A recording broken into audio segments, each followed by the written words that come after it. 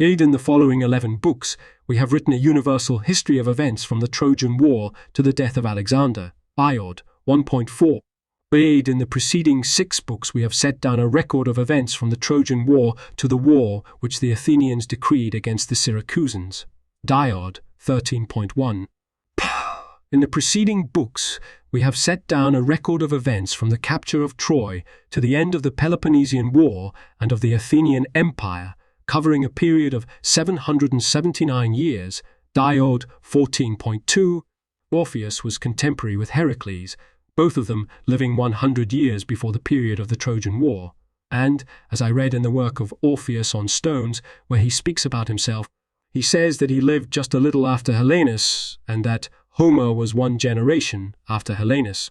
And Homer, according to Dionysius, the writer of Siculus, is said to have lived at the time of 2 expeditions, that against Thebes and the one which the Greeks undertook on behalf of Helen.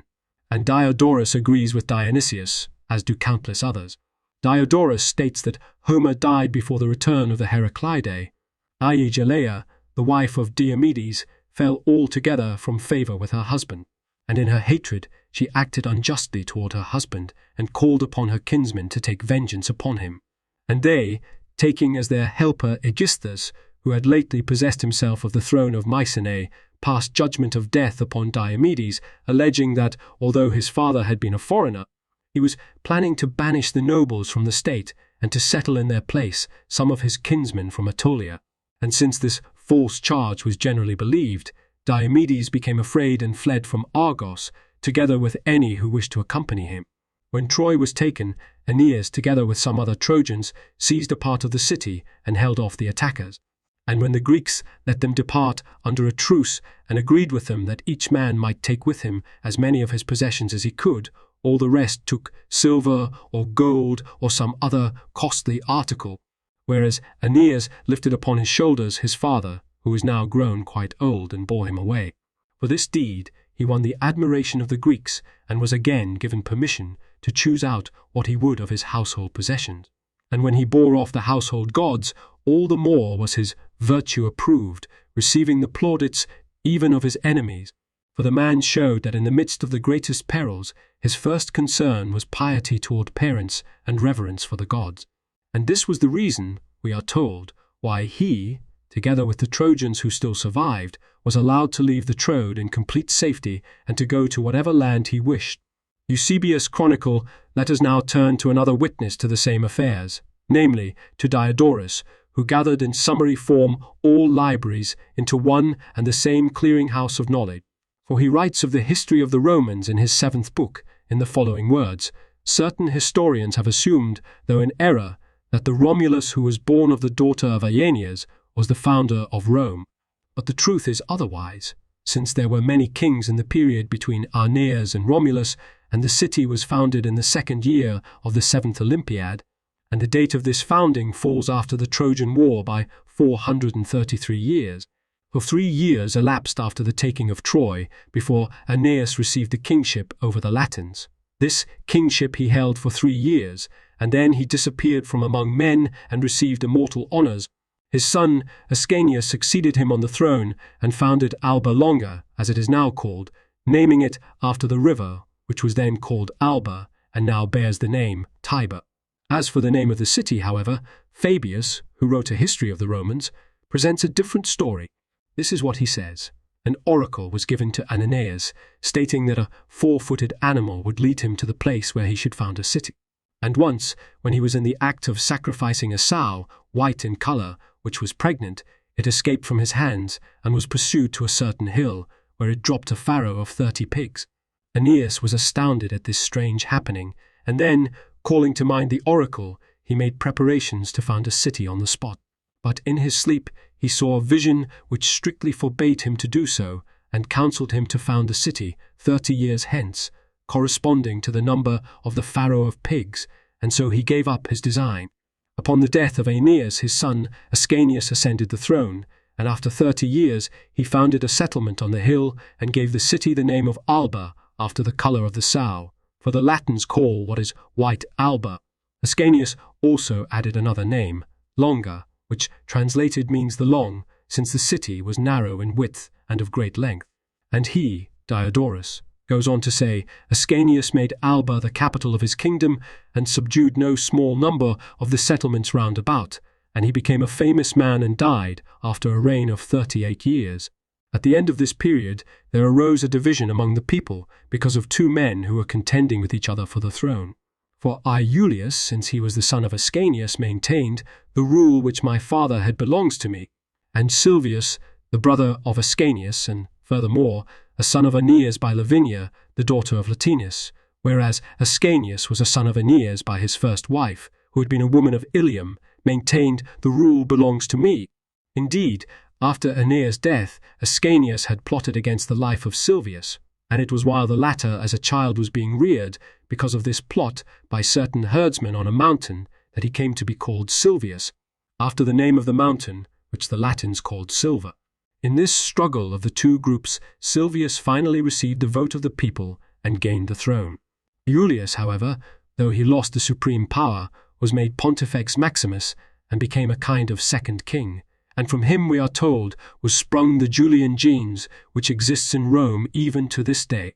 Silvius accomplished nothing of note during his reign and died after a rule of 49 years. He was followed in the kingship by his son Aeneas, who was given the surname of Silvius and reigned over 30 years. After him, Latinus, who was also called Silvius, reigned for 50 years.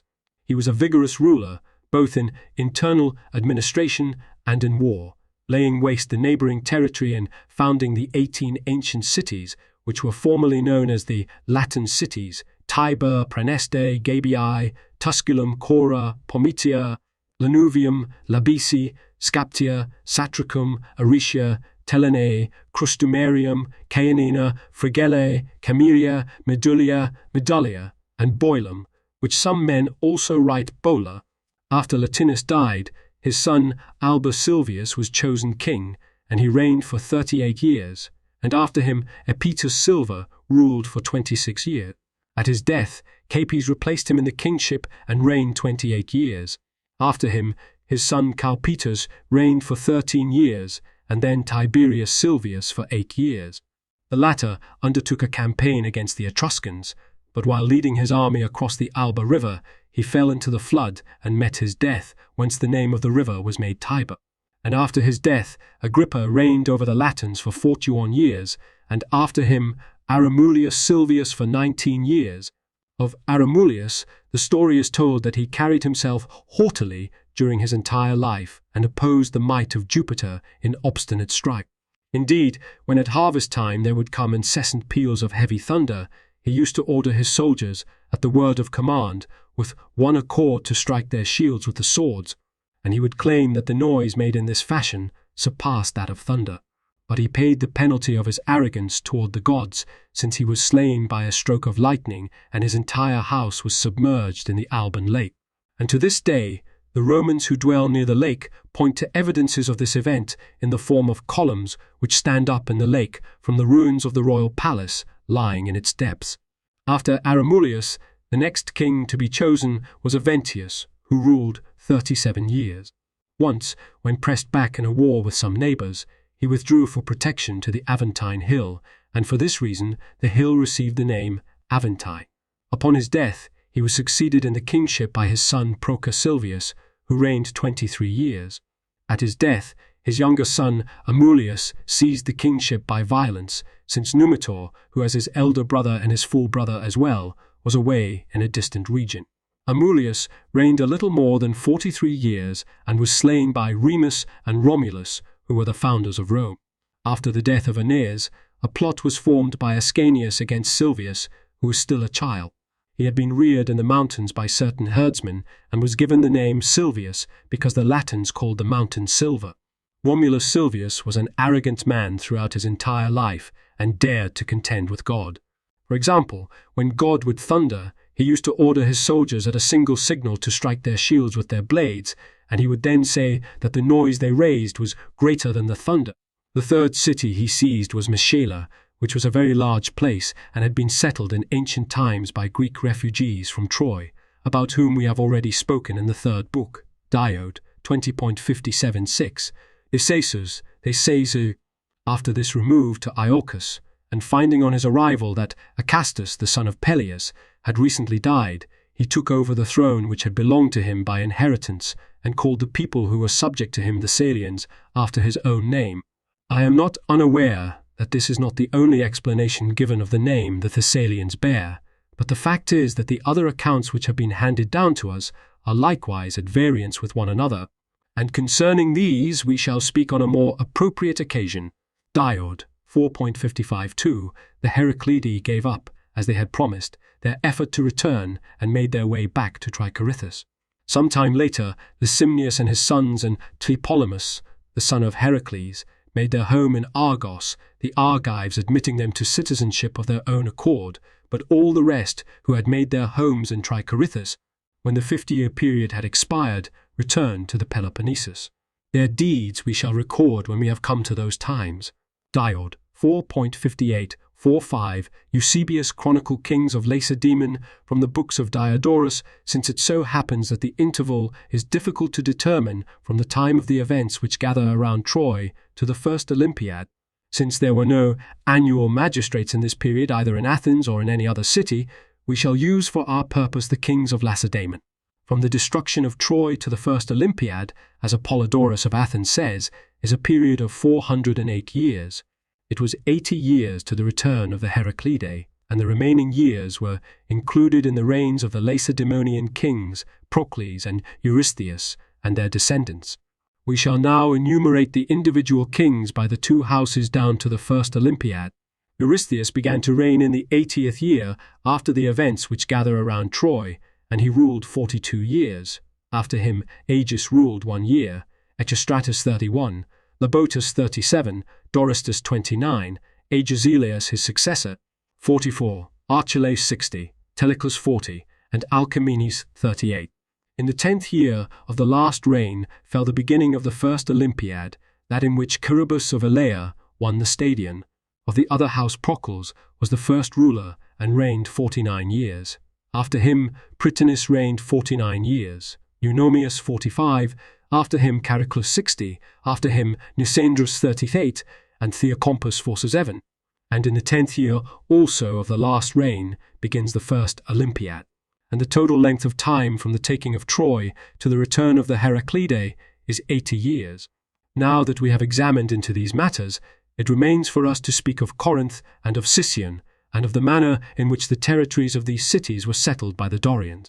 For it came to pass that practically all the peoples throughout the Peloponnesus, except the Arcadians, were driven out on the occasion of the return of the Heraclidae. Now, when the Heraclidae divided up the land, they made an exception of the territory of Corinth and the country lying about it, and sending word to Aletes, they handed this territory over to him. Aletes, becoming a notable man, increased the city of Corinth in power and reigned as king over it 38 years. After his death, the kingship was assumed from time to time by the eldest son of his descendants until the tyranny of Cypselus, which falls 447 years after the return of the Heraclidae. The first of the Heraclidae to succeed to the kingship was Ixion, who reigned 38 years.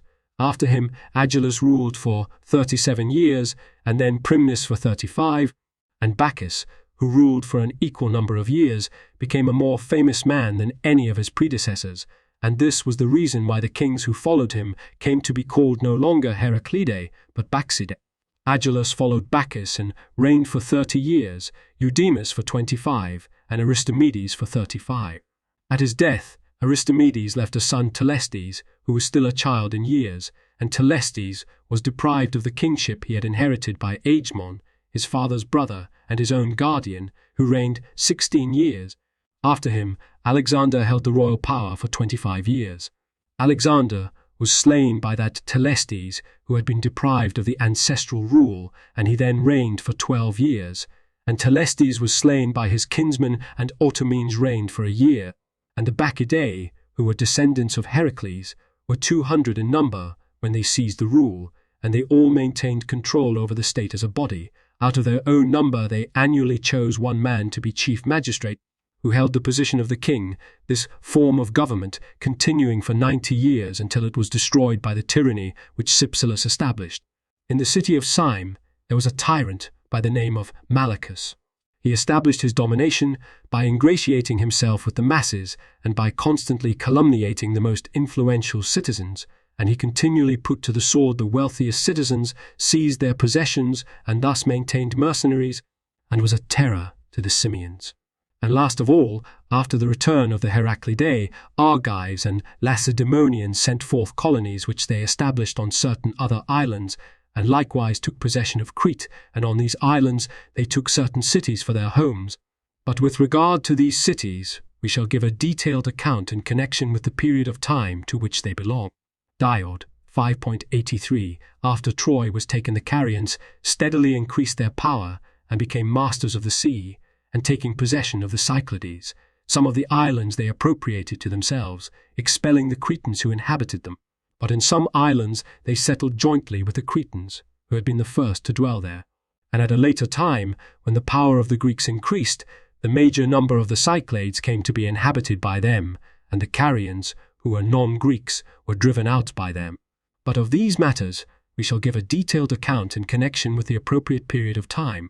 Diod, 5.84, 4. Eusebius chronicled the periods when certain peoples were masters of the sea, excerpted from the writings of Diodorus.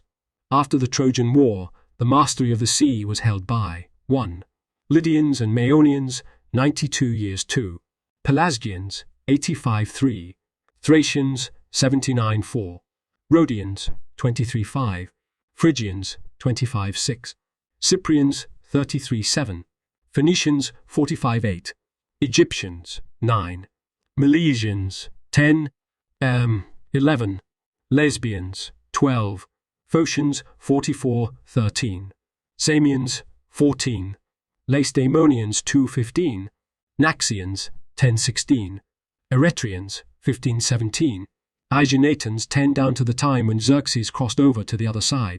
Such was the magnitude of the qualities of virtue possessed by Lycurgus that once, when he went to Delphi, the Pythian priestess delivered to him this utterance: Lycurgus, loved of Zeus and all whose homes are on Olympus, thou art come upon my wealthy shrine.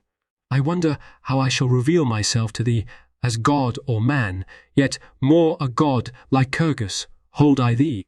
Thou comest in search of goodly laws, and such a system of fair laws shall I now give to thee as never city upon earth shall e'er possess. The same Lycurgus inquired of the Pythian priestess what sort of customs he should establish for the Lacedaemonians, whereby they might receive the greatest advantage. And when she replied that he should legislate in such a fashion that the one group should govern fairly and the other group should obey those in authority, he inquired of her again, what should be done by those who were to govern fairly and by those who were to be obedient to men in authority? Whereupon the priestess delivered the following oracle: 2 paths there be, which farthest parted are, one leading on to freedom's honoured halls, the other to the house of slavery, which all mortals shun. The former path is trod by those of manly soul and concord sweet, and on this way I charge you lead the folk. The latter is the path of loathsome strife and weak delusion. This the way which thou must guard against most carefully. The sum and substance of the oracle was that the greatest attention should be devoted to concord and manly spirit, since it is by these alone that freedom can be maintained, and unless a man possesses freedom, nothing he has is of use to him, nor indeed any goods which the majority of mankind consider of value, seeing that he is the subject of other men. For all such things belong to those who hold authority, not to subjects. And so, if any man wishes to lay up the good things of life for himself and for others to use, he must first of all win freedom.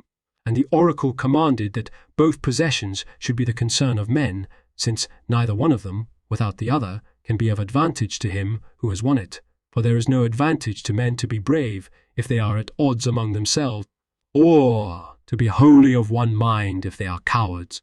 The same Lycurgus received from Delphi an oracle with regard to covetousness, which is handed down to memory in the form of a proverb: covetousness, and it alone, will work the ruin of Sparta. The Pythian priestess delivered to Lycurgus an oracle regarding a political constitution in these words: Thus, Lord Apollo, he of silver bow, far darter, golden-haired, has made response from out his wealthy shrine. Let kings, to whom is honour mongst the gods, in whose hearts is care for Sparta's lovely city, hold in council the first place, and let old men of ancient worth, and after them from out the folk the warriors, all in turn, yielding obedience to straight rhetoric, speak fair, and hold to justice in their every deed. Nor let them proffer crooked counsel to this state, and in the body of the folk let there reside decision and the power. 'Tis thus that Phoebus hath appointed for the city. They who do not cherish piety toward the divinity show all the less concern to observe justice toward men. The Lacedaemonians, by observing the laws of Lycurgus, from a lowly people grew to be the most powerful among the Greeks and maintained the leadership among the Greek states for over 400 years. But after that time, as they little by little began to relax each one of the institutions and to turn to luxury and indifference, and as they grew so corrupted as to use coined money and to amass wealth, they lost the leadership. Temenus, who obtained the territory of Argos as his portion, together with his army invaded the land of his enemies. And in the course of the war, which was a long one, he did not advance his sons to positions of command, but he assigned to Diphontes, his daughter's husband, whom he especially favored, the undertakings which carried with them the most renown. For this reason, his sons Cissus and Phalces Syrenes became wroth with him, and formed a plot against their father by the hands of certain villains, and the latter, at the instigation of the sons, lay in wait for Temenus beside a certain river. But they did not succeed in slaying him, and took to flight after only wounding him. The Argives, since they had suffered serious reverses in the war which they together with their king had undertaken against the Lacedaemonians, and had been forced to hand over their ancestral homes to the Arcadians, laid the blame for this upon their king, on the ground that he had given over their land to the exiles and had not divided it in lots among them. And the mass of citizens rose up against him, and in their despair laid violent hands upon him, whereupon he fled to Thayer, where he spent his days in the enjoyment of honours at the hands of those who had received his favours. The kingship among the Argives lasted for 549 years, as the most learned Diodorus has stated in his history. Eusebius' chronicle, after the rule of the Assyrians, came to an end with the death of their last king, Sardanapalus. There followed the period of the Macedonian. Caranus, who was covetous of possessions, before the first Olympiad gathered forces from the Argives and from the rest of the Peloponnesus, and with this army he advanced against the territory of the Macedonians. It happened that at the same time the king of the Oreste was at war with his neighbours, who were known as Eordae. He asked Caranus to come to his assistance and promised to give him half of his land when he had established peace among the Oreste. The king was as good as his word, and Caranus received the land and ruled as king over it for 30 years. He died in his old age, and was succeeded on the throne by his son, who was known as Coenus, who reigned 28 years. After him, Pterimus reigned for 43 years, and Perdiccas for 48 years. Perdiccas wished to enlarge his kingdom and so made inquiry of Delphi. And a little further on, he writes on the same matters. Perdiccas reigned 48 years and left the kingship to Argaeus. And after a reign of 31 years, Argaeus was succeeded on the throne by Philip, who reigned 33 years and left the rule to Europa. He ruled for 20 years, and then Alcita succeeded to the throne and reigned 18 years, leaving the kingship to Amyntas. And after his rule of 49 years, Alexander followed on the throne, which he held for 22 years, then Archelaus for 17, and Eorpus for 6. After him, Pausanias for 1 year, Ptolemaeus for 3, then Perdiccas for 5, and Philip for 24. And Alexander spent over 12 years warring with the Persians. By such a genealogy, trustworthy historians trace the line of the kings of Macedonia back to Heracles. From Caranus, who was the first to unite the power of Macedon and to hold it, to Alexander, who subdued the land of Asia, there are reckoned 24 kings and 480 years. Perdiccas, wishing to increase the strength of his kingdom, sent to Delphi to consult the oracle. And the Pythian priestess replied to him, "Stands o'er wealthy land a might of kings of Temenus' right noble line, of Aegeus-bearing Zeus. But swiftly go to Bottiaeus, rich in flocks. And then, where thou shalt see white-horned goats, with fleece-like snow, resting at dawn, make sacrifice upon the blessed gods, upon that spot, and raise the chief city of a state." The genealogy of Caranus is given in this wise, as Diodorus reports, as well as the majority of historians, one of whom is also Theopompus. Caranus was the son of Phaedon, the son of Aristodamus, the son of Merops, the son of Thestius, the son of Cicius, the son of Cicius, the son of Temenus, the son of Aristomachus, the son of Heracles, the son of Heracles. But there are some, he says, who adduce a different genealogy, saying that Caranus was the son of Poeas, the son of Croesus, the son of Croesus, the son of Eurybius, the son of Dibulus, the son of Eurybius, the son of Dibulus, the son of Dibulus, who likewise returned into the Peloponnesus. The Lorb editor's notes, 1:7-17 inclusive, 2, i.e., from 1184 BCE to 323 BCE, 3:7-12 inclusive, 4, i.e., from 1184 BCE to 415 BCE, 5, i.e., from 1184 BCE to 405 BC, Athens capitulated in April 404 BCE, but Diodorus's year is the Athenian Archon year, in this case July 405 to July 404. 6. That is, a composer of legends or poems, Dionysius Skytobrachion, of the Leathern Arm, of Alexandria, wrote a mythical romance which told about the Amazons, the Atlanteans, the Argonauts, and the like, on his use by Diodorus see Book 3.52.3 in note. 7. The Chronicle of Eusebius is preserved only in an Armenian version, and Latin text here given is the translation of this version by H. Peterman in the edition of Schoenny, Erlin, 1875. But here and in the other passages from the Chronicle, the English is drawn from the German translation of the Armenian by Karsten Die Griechischen Christlichen Schriftsteller der ersten drei Jahrhunderte, Vol. 5, Pone 136, 39, Leipzig, 1911. Scant attention has been paid in the translation to the Armenian orthography. The proper names have, therefore, unless the variation was marked, been given the familiar Roman form. 8. CP. The Crematisterion of Book 1.13. 9. This paragraph is found in Syncellus, whose version is preferred by editors, although it is also given by Eusebius. 10. i.e. in 751 BC. Various dates for the founding of Rome were given by ancient writers: 814 BCE, 753, 753, 753, 759, 749, and 729. 11. Quintus Fabius Pictor was the first Roman to compose a history of his city, writing it in Greek shortly before 200 BCE. 12. Cast reads settlements for inhabitants of the Mys. 13. So Cast restores the Armenian text which reads, "And Silvius, the brother of Ascanius and son of Aeneas and of Silva, the first wife of Latinus, maintained, etc." 14. i.e. to the time of Diodorus, not of Eusebius. 15. The Armenian text has Aramazed. 16. There is nothing about this incident in the third book, and chronologically it should have fallen in this, the seventh book. 17. Cast, Pone 105-6, 1884 BCE to 776 BC. 19. From the fall of Troy. 20. This should be 35, as the table of kings which follows in Eusebius has the number. 21. It would appear that there was a lacuna in the text of Diodorus which Eusebius had before him, and it should be restored. Procles 40, 1 years, Sus 34, Euripon 51. Then the reigns yield the necessary total of 328 years. Keep Book 1.51. Thayer's note.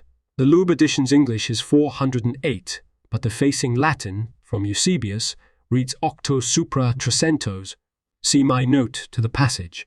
22. Cast, Pone 106-7.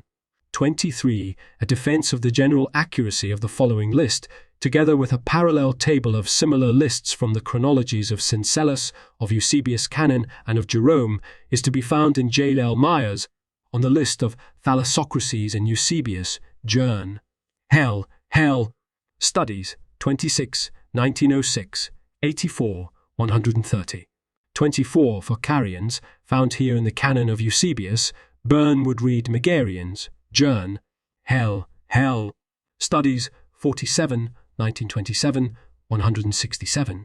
25 in 480 BCE, the Armenian text reads Alexander. 26 IE into Europe. 27. The first 4 lines of the oracle are given also in Herodotus, 1.65. 28 IE. Both the good things of life and freedom. 29. This sentence is a marginal note, but the following oracle, which is also attributed to Tyrtaeus, 4 Berg, clearly is not a part of what immediately precedes it in the mist. 30 Covenants. But the word is almost a technical term for the laws of Lycurgus, which were considered to be covenants between the Spartans and the lawgiver. Thayer's note. See Plutarch, Life of Lycurgus, 6.14 and 13.6. 31. To the Battle of Leuctra in 371. There appears to be good evidence from what is known of Diodorus' chronology that the number should be 500. 32. One of the Heraclidae. 33. Cast, Pone 107, 108. 34. On this king see book 2.23 f. 35. Diodorus. 36. A reference to Aegae, city of goats, the early capital of the Macedonians. Now called Vagina, it was the burial site of many of the Macedonian royals, and the bodies and tombs of some of them were discovered intact there in 1977. See the Aegae page at Livius. The previous next to images with borders lead to more information. The thicker the border, the more information. Details here, up to Diodorus classical texts Lacus Curtius Homer page or image on this site is in the public domain only if its Earl has a total of 1 asterisk. If the Earl has 2 asterisks, the item is copyright someone else and used by permission or fair use. If the Earl has none, the item is C. Bill Thayer. See my copyright page for details and contact information. Page updated, 29 May 18.